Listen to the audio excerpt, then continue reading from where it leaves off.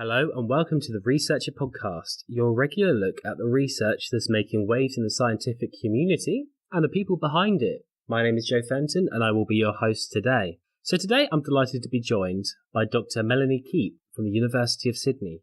Melanie is, alongside Dr. Alison Attrell-Smith, the author of Controlling You Watching Me, Measuring Perception Control on Social Media. Today we'll be finding out a bit more about both the paper and the person behind it. Melanie, thank you so much for joining us today. Thank you for having me. I'm delighted to be here. Fantastic. So let's get into it. So before we get into your paper, could you tell us a little bit about both yourself and your academic career so far? Sure. I am Mel Keep. I have a fascination with how people communicate and the impacts of the way we communicate and interact with each other on our health and well-being. And I started my PhD in 2007, around about the time when e-health research and online counselling was starting to grow in Australia. And I became really interested in what this all means for us as people. So how does the internet and particularly then text-based communication affect the way that we interact with each other and the types of relationships we can and do develop? And how does that translate into a health context? So how does online self-disclosure change when you move from a social context to a counselling or a coaching psychology context? And then from there, I sort of got carried away or swept away with the technology and the ways in which it's really changed how we interact with each other. So with the emergence and the growth of social media, now with tools such as apps and patient portals that allow patients access to their own health data in a way that they haven't had before. My research looks at the impact of all being surrounded by all of this technology on our own health and well-being, but also how we can use these tools and leverage them to improve the healthcare that we receive from the existing health services. Okay, and so what motivated you to look at e-health and, for this specific paper, e-health and social media together? So right at the very start, I was sitting in a lecture, an ethics lecture for my honours year, and the lecturer was talking about how all these psychologists were going online and delivering online therapy, and there was no research for it, and how could they do such an awful thing? And then I thought, actually, if there's no research, maybe somebody should be looking into it. And that's how I started looking into technology and health to begin with. And then social media in particular, I think, has always been really interesting because of the way that it permeates our lives. People often report one of the first things they do when they wake up in the morning is they switch off the alarm, which is on their phone, and then open a social media account and just scroll through. Or that might be the last thing that they do before they go to bed. I'm of an age where many of my friends are having children, and parenthood, and I think in a way motherhood as well, can be particularly challenging in terms of people's expectations of you and your own expectations of you. Bringing social media into the mix and feeling like you're constantly on show or other people's lives are constantly better than yours, I think has a real effect on our own social, psychological and emotional well-being. And I was really interested in what the mechanisms are that are underpinning this. How can we better understand what's actually happening so that we could have sensible conversations about it for people who are using it now, but also for users who are getting increasingly younger in terms of their access to social media. So you're also saying that your background is in e-health, and obviously we understand the term health, understand E, but for those listeners that might not be too familiar with the term e-health, could you give us an overview of what this actually is? So e-health is quite an Australian term we've learnt as our research has grown in the area. Around the world, terms such as mHealth for mobile health, telehealth or telemedicine, or digital health have much more currency, I suppose. The way we've conceived of e-health is about understanding the ways in which technology impacts on our own health and well-being and the ways in which we can use technology in our health and well-being. And that technology spans tools such as social media, apps, wearable devices, virtual reality, digital games, but it also includes the use of data. So if you take, for instance, Fitbits and the data that's generated from there, how could that be used to deliver more personalised healthcare? And so we have a model that's been published that tries to conceptualize e-health within three broad domains. So one looks at health in the hands of consumers. So these are your apps, your wearables, the things that people have access to that can be used to monitor, manage, and improve their own health and well-being.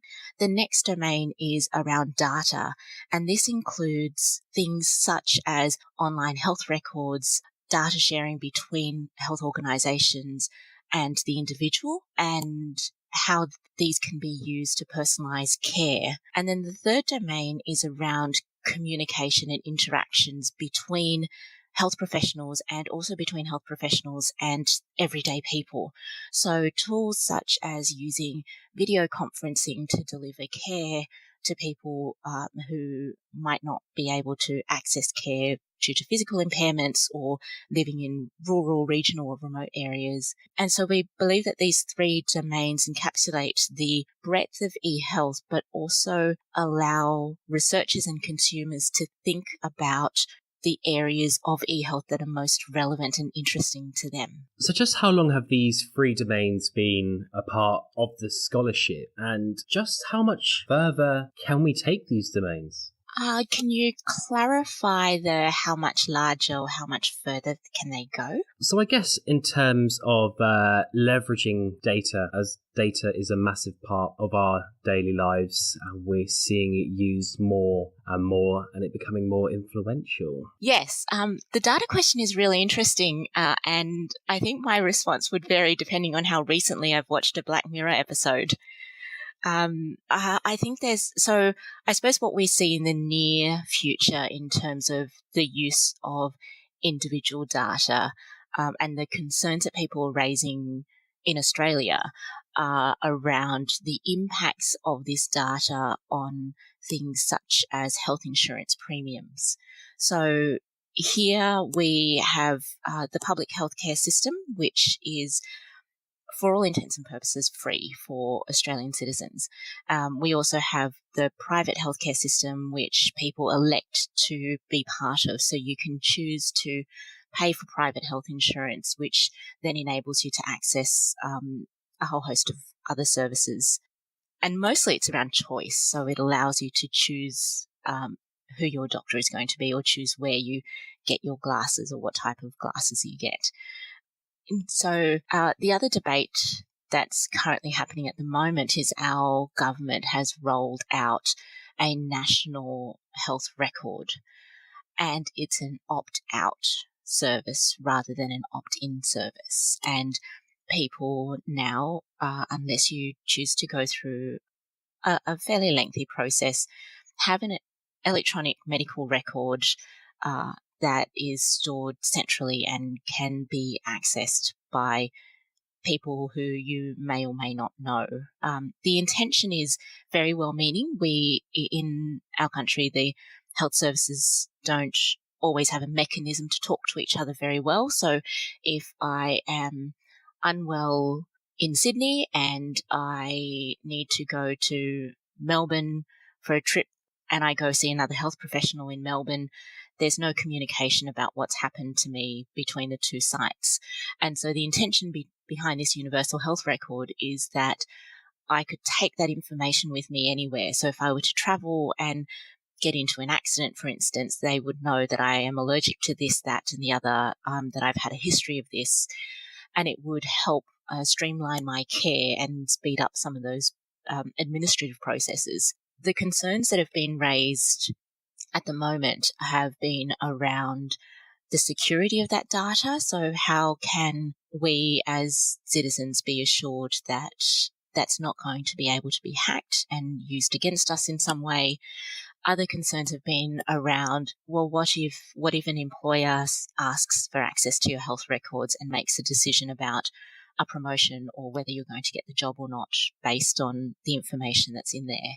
How will these insurance companies have access, be able to use that information to increase or decrease premiums? So there's concerns, a lot of concerns about the integrity of the data and the confidentiality of the data. But I think it also has the potential to do some real good if we sort of put aside or acknowledge our concerns, but also see the potential for us to be able to get care that's personalized for me. So if somebody knows the ways in which I like to exercise or the times of the day in which I like to exercise, they can make particular recommendations around that. There's also been work in the diabetes space where people with a particular genome sequence better off taking a tablet than they are getting regular insulin injections. And so traditionally medicine has been, and healthcare has been about what works for most people most of the time. And that's great, and it's enabled us to make all these strides. But what if we could tailor that even further? What if we could say what works for this person at this time? And I think that opportunity is worth pursuing whilst at the same time safeguarding against all of these concerns that people have. So obviously there's going to be pros and cons in every single aspect of our lives, and the use of data and how it's influencing us right now is no exception. So if I quickly sidetrack us from the Australian e-health system in regards to medicine and science and move us over to more of the social and political sphere, what has feedback been like? It's very interesting. So I was talking to colleagues who are part of the rollout of this electronic medical record, and they've found the feedback really helpful. So there have been changes and tweaks made to the system to address some of the concerns. I think that it's, from the conversations I've had with people, it's been more of a, oh, it's great. We've now got so many eyes on this that people are picking up things that we hadn't thought of, and it's enabled us to address it. So the feedback has been quite welcome in a sense that it's been an opportunity to refine the product that's being put to market, essentially. And people feel that they have a say, that there's also a lot of communication about it. I don't feel like it's particularly been trying to be snuck in or anything like that. There are adverts about the opt-out process on commercial radio, on television. I would say that if it's fairly hard to miss in terms of promotion of the program and letting people know that they can opt out if they wish to. Fantastic. So let's move on to your paper. So obviously your paper's trending on the Researcher app and is called Controlling You Watching Me, Measuring Perception Control on Social Media. So for those that may not have read it yet, could you give us a brief overview? So our paper's interested in understanding the assumptions that people make about why others post particular things online, and understanding people's motivations for posting particular types of images or content on social media. So previous research has shown that self-presentation and a desire to manage other people's impressions of yourself is a key motivator for why people engage with social media. And what we were interested in was unpacking that a little bit further. So if you want to manage other people's impressions of yourself, this requires you to understand that what you do can affect others people's impressions, and it requires an intention to manipulate that impression in a way. So not necessarily manipulate in a bad sense, but you're intentionally trying to get people to think about you in a particular way. And you are posting things because you know that if you post this image or this sentence or tag yourself in at this restaurant, that it will create a particular impression of you. And so what we found was a lot of the previous research was making this assumption about intention and hadn't had a mechanism to unpack it. So Alison and I were really interested in looking at this perception control factor. So are people consciously making the decision to post in a particular way so that others will view them in a particular light? So we wanted to create this survey tool. So we put together a host of questions that we thought were related to behaviors around perception control, cognitions around perception control, and feelings or affect around perception control. We were also interested in how this might relate to age and people's self-reported gender. So then we ran a principal components analysis to distill our longer survey into a more condensed version of it that actually measures what it claims to measure. And our resulting scale had 12 items. And so we thought, okay, great. So we've got something that now might seem to be able to tap into this sense of perception control. How does this relate to age and how does it relate to gender? So we ran a regression analysis and found that as age increased, the desire for perception control decreased. And we think that that might be because as we grow older, our sense of self starts becoming more solidified in a sense. You have a better sense of self, you have more established relationships, and so it's less so about trying to control other people's perceptions of you, but people already have a sense of who you are and you have a sense of who you are, and you're okay with that. In contrast, adolescents or emerging adults are still in this transition phase where they're working out who they are and they're trying on different identities, and their peer relationships are changing. So it's quite important how other people perceive you. If people like you, you might have a partner at the end of it. It's when you start building your support networks. And so in a sense, it is quite reasonable to expect that people for whom relationships and building relationships are really important. So the younger adults report higher perception control compared to older adults who might have more established relationships and a better sense of self. We were then also interested in the differences between men and women.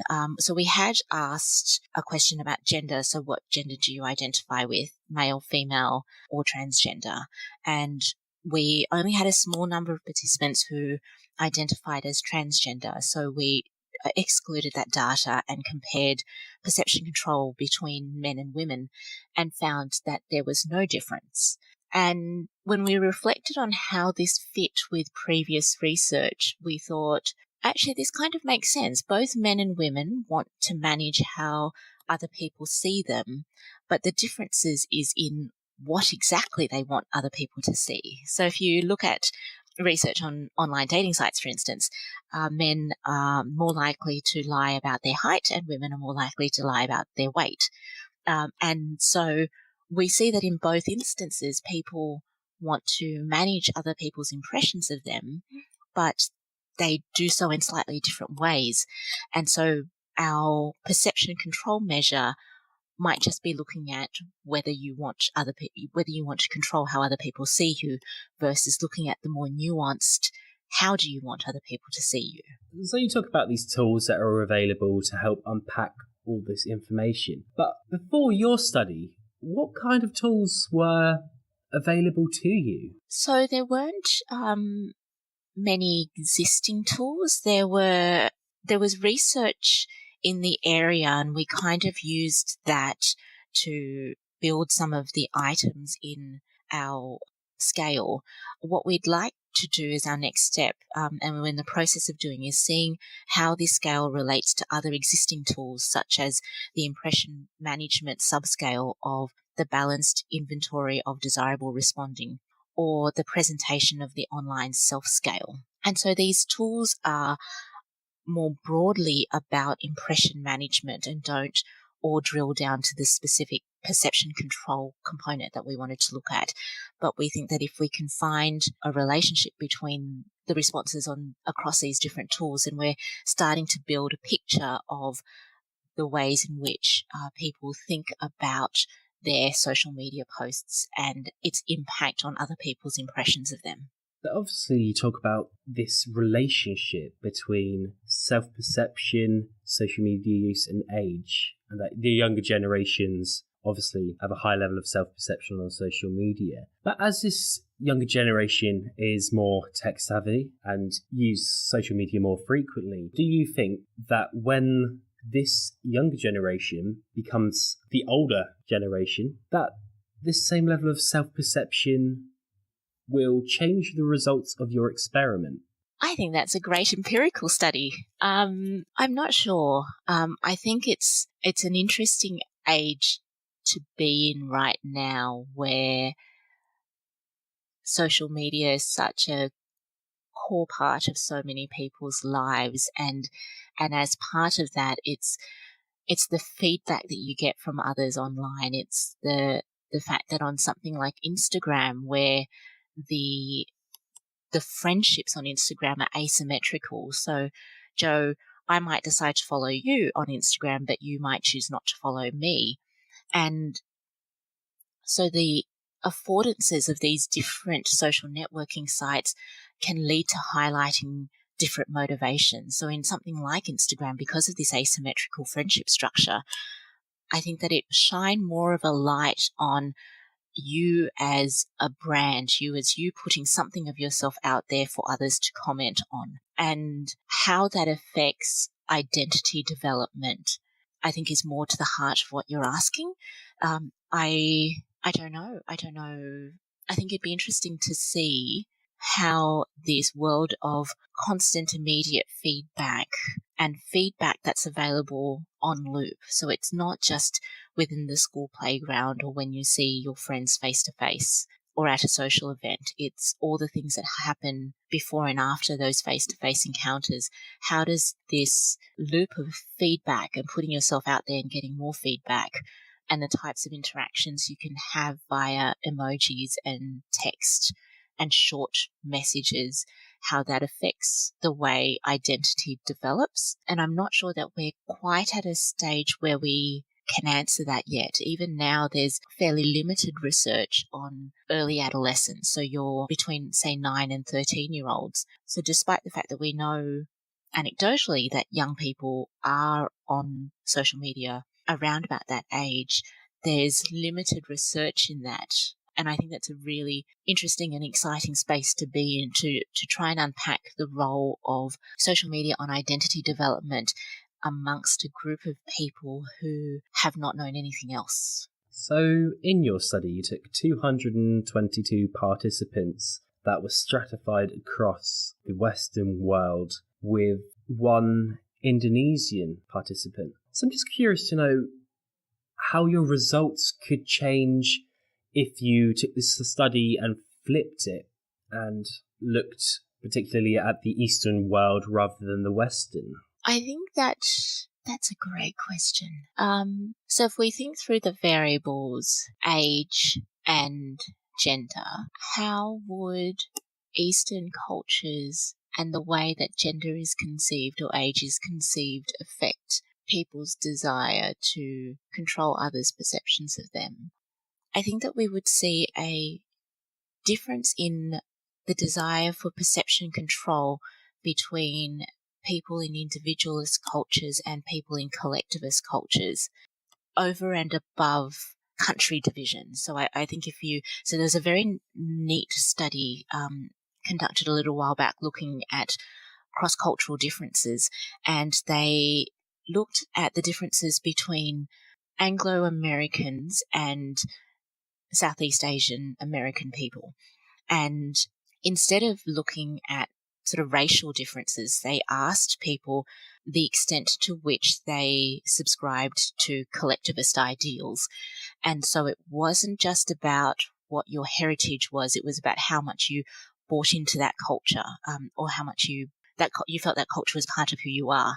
And so I think if we did something like that again in collectivist cultures where the community is so important, having good standing in the community because they are your support. They provide emotional support, social support, but they also provide other more practical support. So it might be financial support, it might be driving you down when you need help. So in that sense, I think that in communities where community and peer relationships are really important, we would see a greater desire for perception control. And it would be interesting, I think, to see how those differences vary in age across Western or individualistic cultures compared to collectivist cultures. So obviously your piece is about social media and self-perception. So I'm just wondering if there is a specific social channel that is more likely for people to have wider issues with self-perception, whether that be Instagram, Twitter, Facebook, LinkedIn, etc. Oh, that's something that we haven't formally investigated yet, but the research, so the limited research that has done comparisons between different social networking sites, so they've compared Facebook, Instagram, Snapchat, and WhatsApp, have found that people do interact differently with the different platforms. In our review of the literature, what we found was that people would use Snapchat. Snapchat is where you post your drunken photos and all the things that you don't want other people to see because it feels like it's a safe space, and you're only communicating with people that you know generally. Instagram is where people post highly curated images. So these are filtered, these are cropped, they are the one photo that you've chosen out of several that you've taken. And we've hypothesized that that's because of the affordances of the technical affordances of each of the different platforms. And that's more just from a review of the literature rather than an empirical investigation. But that's on the cards. So now I'm going to ask you a bit of a hypothetical question based off of your recent study. So we can talk about identity development quickly. And I'm just curious to know if there would be differences, or could you perceive a self-fulfilling prophecy when you take the same study but you also include ethnicity and class as well as gender and age? I think that would be fascinating, and perhaps so. I think that early on in cyber psychology research, we were talking about text-based communication and how online so John Suler famously wrote about factors that affect online disinhibition, and one of the things that he mentions is that online there's a minimization of status and authority, that if you and I were to meet in person, you would see the way I was dressed, and that will create impressions that might lead to a power imbalance, just by virtue of all these non-verbal cues. But online, and particularly in text-based communication, we don't have that. I'm not convinced now, given the ubiquity of online communication, whether that's still the case. There are nuances in the way we speak and the language that we use that even if you just took text-based communication, I think you would be able to see a difference. I'd be really interested in seeing how people from different classes and ethnicities use tools such as emojis. I know there was a report released a few months ago just looking at the frequency of different emojis used across the world, and there were differences across different countries that if you sort of just took it as a glance and didn't apply a super scientific lens to it, it would make a lot of sense. So I think there are important and distinct differences in how we interact with each other online and the role of self-perception online. I'd be really curious to see how it plays out in collectivist cultures versus individualist cultures, where, again, we're looking at that role of other people and how other people see you, forming your sense of self, but also how you want to control those relationships. And I also think the other thing is there's a big piece of research to look at whether technology is value neutral or not. We often say that it allows us to level the playing field. You know, people who don't have access to healthcare now have access to healthcare because they can video conference in, for instance. But I'm not sure that that's true if I'm living in an English-speaking country and English is my second language. If I am from a lower socioeconomic class, I might not have a smartphone, I might not have access to the internet, I might not have the literacy, let alone the health literacy, to access digital technologies to interact with my healthcare professionals. And so I think that there's a piece of work to be done to look at how value neutral technology actually is.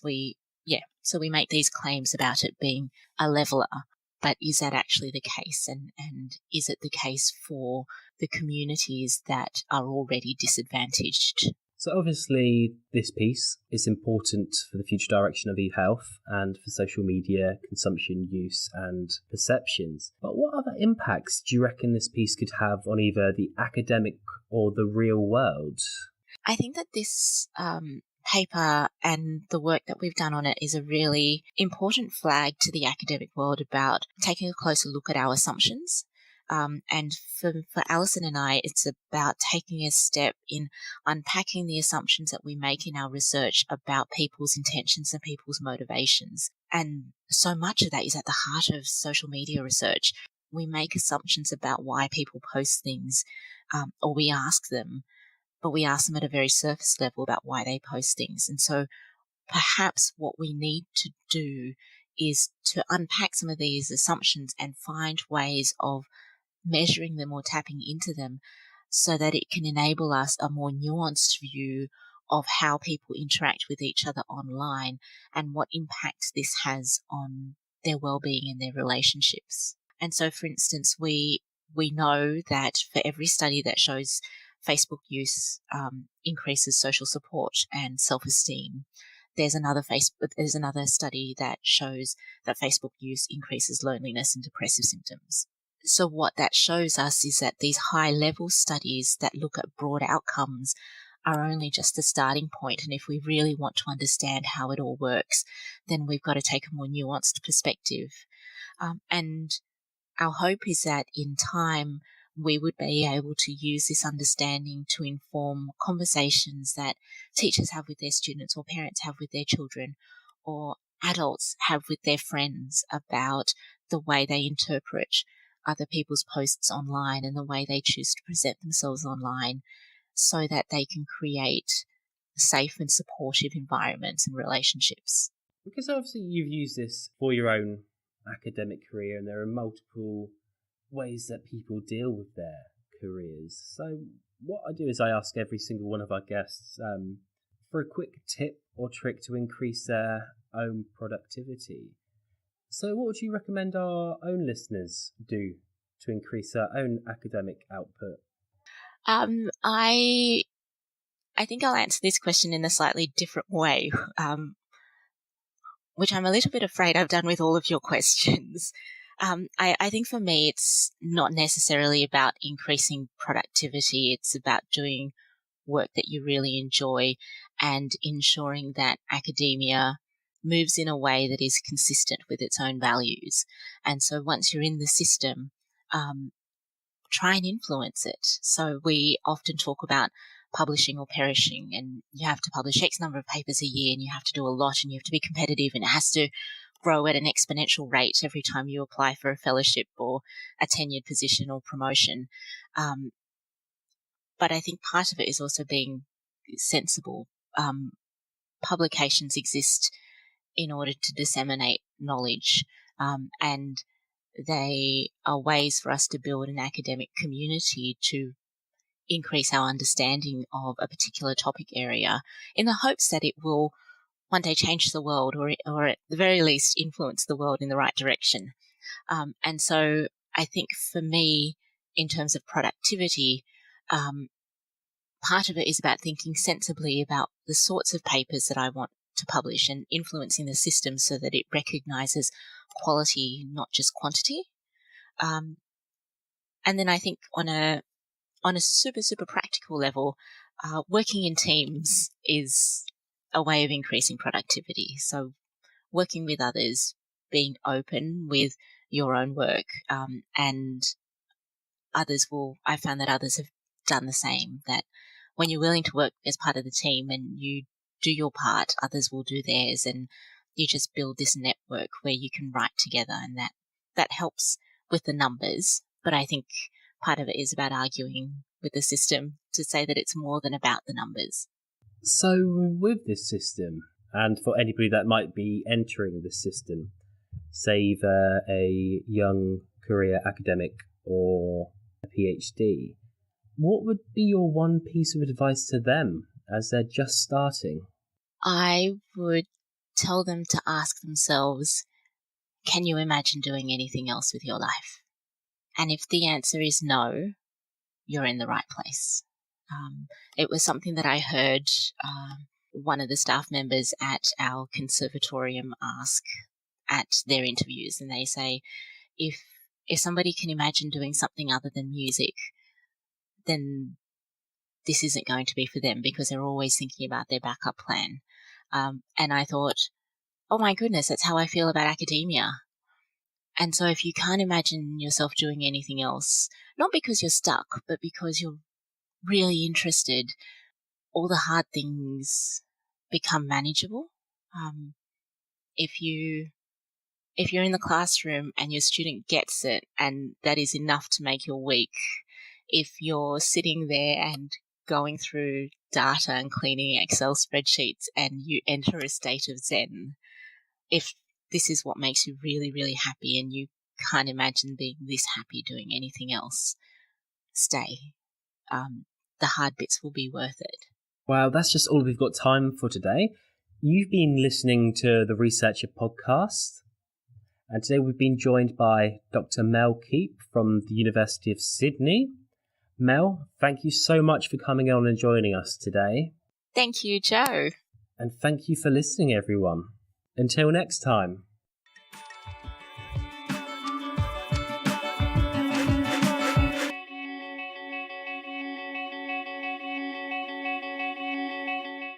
You've been listening to the Researcher podcast. You can follow us on Twitter, Instagram, Facebook, or LinkedIn. You can also follow us online at www.researcher-app.com. Or, alternatively, you can drop me an email at joseph.fenton@researcherapp.com. Researcher is free to use on iOS, Android, or on your web browser. And if you enjoyed this podcast, don't forget to leave us a review.